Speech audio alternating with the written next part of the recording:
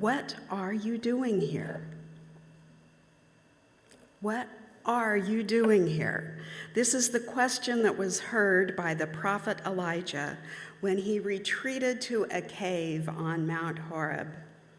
The story is told in the books of 1st and 2nd Kings in the Hebrew Scriptures. It is one of the more difficult stories in the Bible, written at a time of political, military, economic, and religious conflict. Does it sound familiar?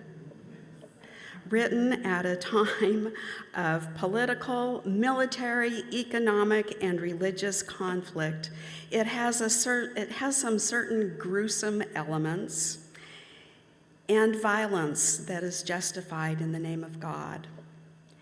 Yet, the story is lifted up again and again for its timeless theme of listening for the still small voice within, and the value of finding stillness in times of turmoil as a source of refuge, comfort, and guidance. The story goes that Elijah comes to a place in his life where he is exhausted and frightened, even questioning if he wants to continue living or not. For you see, Elijah is in trouble. He is being hunted and threatened with death after he had killed 450 prophets of the god Baal. Elijah's body is exhausted by the 40 days it took to cross the desert to reach the sacred cave at the top of Mount Horeb. His spirit is exhausted too, exhausted by his troubled conscience and incessant questioning of his own worth, saying, "I'm no better than my ancestors." For you see, before the trouble came for Elijah, he had performed miracles. He raised a child from the dead, brought down fire from the sky, and his prayers to end a 3-year drought were answered.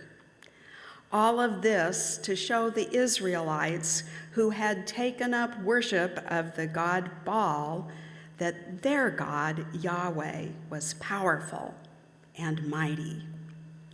When the people fell on their faces, saying, "Yes, Yahweh is the one true God," Elijah went one step further, rounding up the 450 prophets of the god Baal and killing them.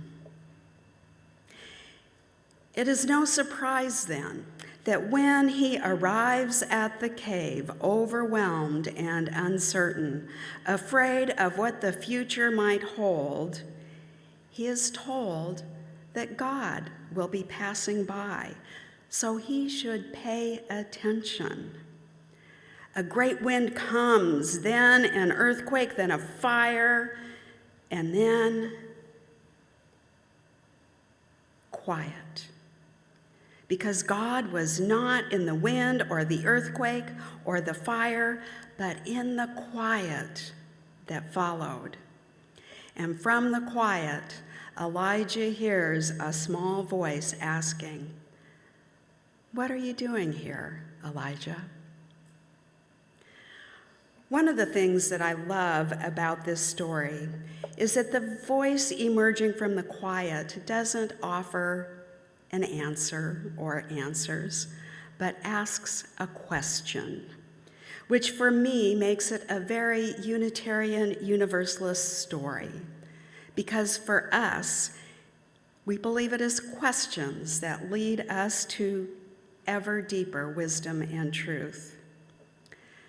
The voice emerging from the stillness asks a question, not asked in a booming Morgan Freeman-like voice, not demanding, and this is where I want you to hear Ben's voice saying this one, not demanding, saying, "What are you doing here?"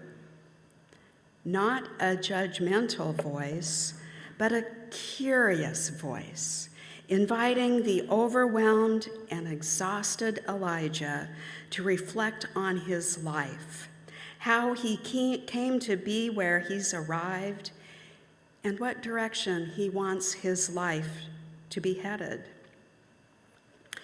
Before I go further, I want to tell you how I approach the Bible.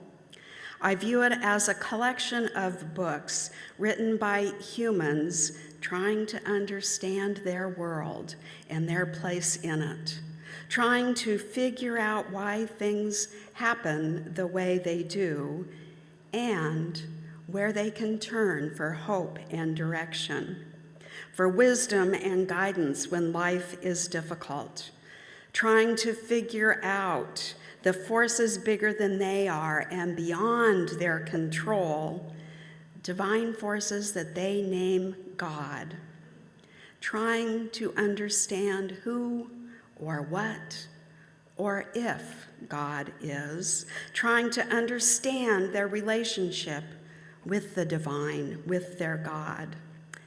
And these stories have endured over time because they have wisdom to impart. Stories help us to make sense of the world we live in. We told a story, a folk tale from Angola this morning, about a girl who is in trouble. She leaves the cloth filled with nightshade berries that she has been collecting on the forest floor. When she discovers her mistake, she asks her friends to go back with her, but since it is night, they refuse. The girl returns to look for the berries on her own and gets lost. Deep in the woods, she finds an old woman who offers the girl some seeds in exchange for taking care of the woman's sores. The girl plants the seeds, which quickly grow into vines, and the girl climbs the vines, and they carry her back to her village. Like the girl in the story, and like Elijah, we can all feel lost, troubled, and frightened at times. We are living in times of biblical proportions. There are wars being fought today, violence justified in the name of God, wars far more deadly and gruesome than any described in the Bible. Storms and floods rage with intensity that we've never known in our lifetime. Like the prophet Elijah, it turns out that we are not better than our ancestors. Despite all of our modern conveniences and technology, we are not better than our ancestors. Today, our hearts are heavy with the news of devastation and destruction of Hurricane Helene and the flooding left in her wake. We pray for our nearby neighbors in East Tennessee and Western North Carolina and places too numerous to name where people are suffering in unimaginable loss.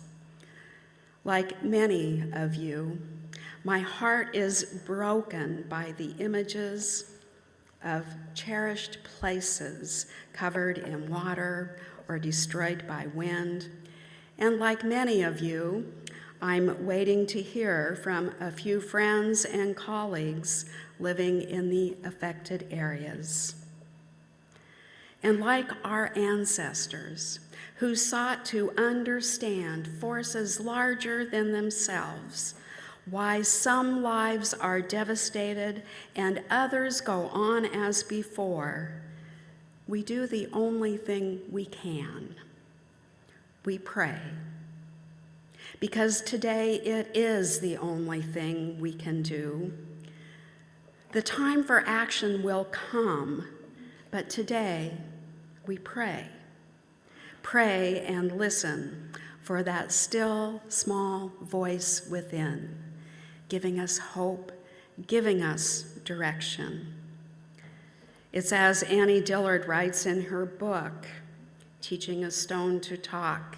At a certain point, you say to the woods, to the sea, to the mountains, the world, now I am ready.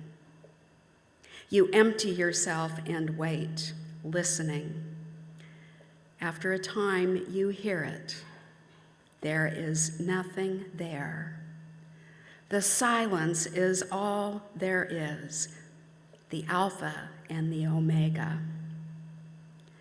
It is God's brooding over the face of the waters. It is the blended note of 10,000 things, the whine of wings. You take a step in the right direction to pray to this silence and even address the prayer to world. Pray without ceasing. So all month long here, we've been talking about generosity. And you may be wondering, what on earth does this have to do with generosity?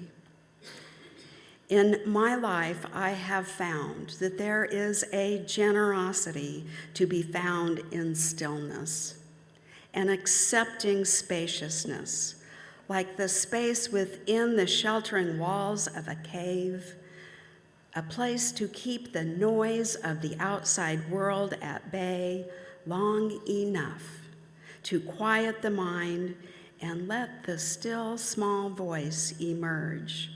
Whether you call it the voice of conscience, the voice of love, or the voice of God. Like Elijah, who in the stillness after the wind, after the earthquake, after the fire, heard a small voice offering a gentle and forgiving prompt, asking, "What are you doing here?" Or the girl who in the quiet of a dark forest night met a generous woman who saved her. Stillness is a grace that is offered to our weary souls. Its generosity is found in its ready availability, available whenever we put aside the busyness of our daily lives, however important that busyness may seem.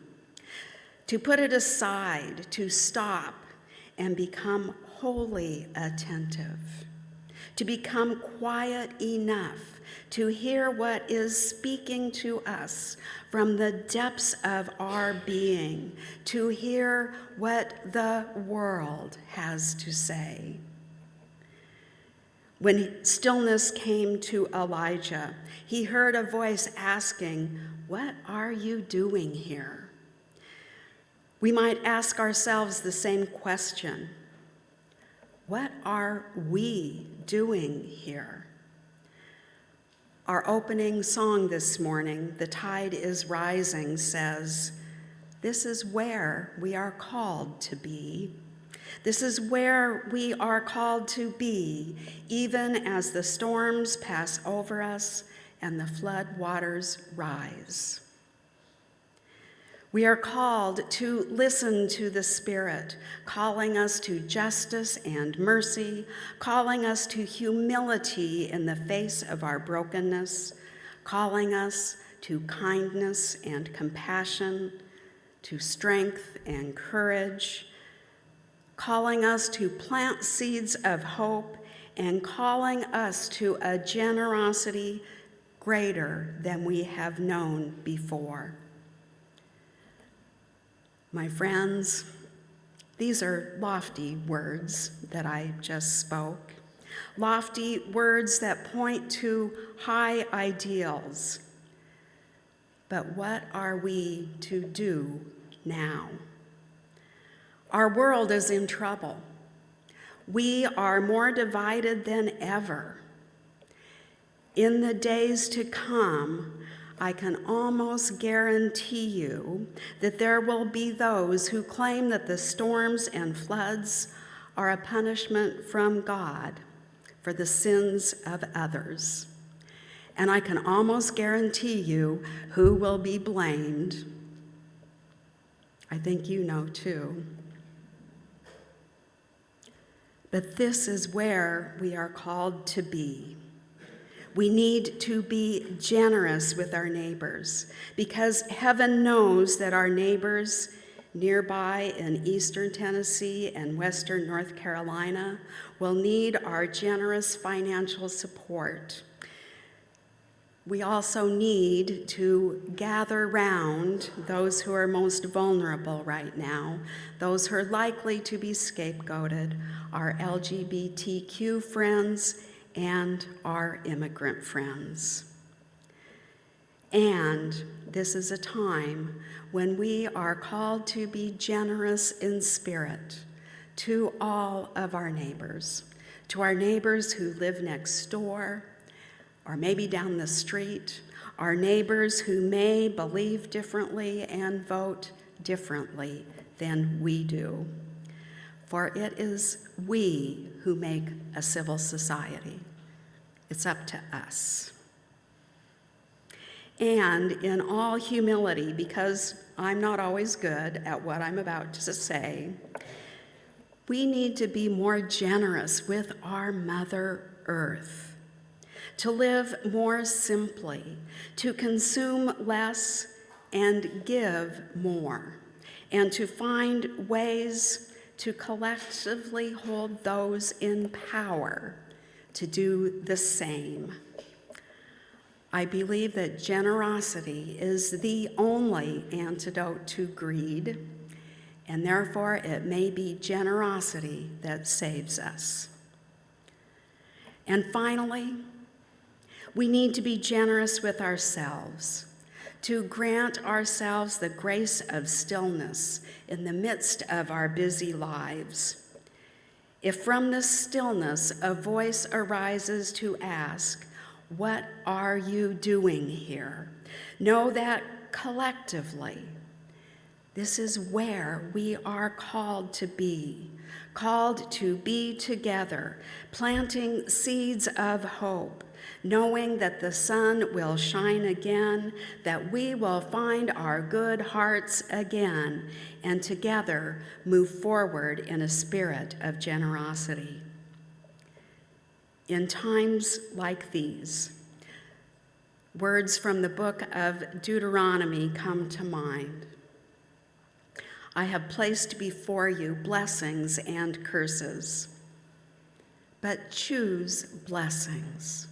Choose life so that you and your descendants may live.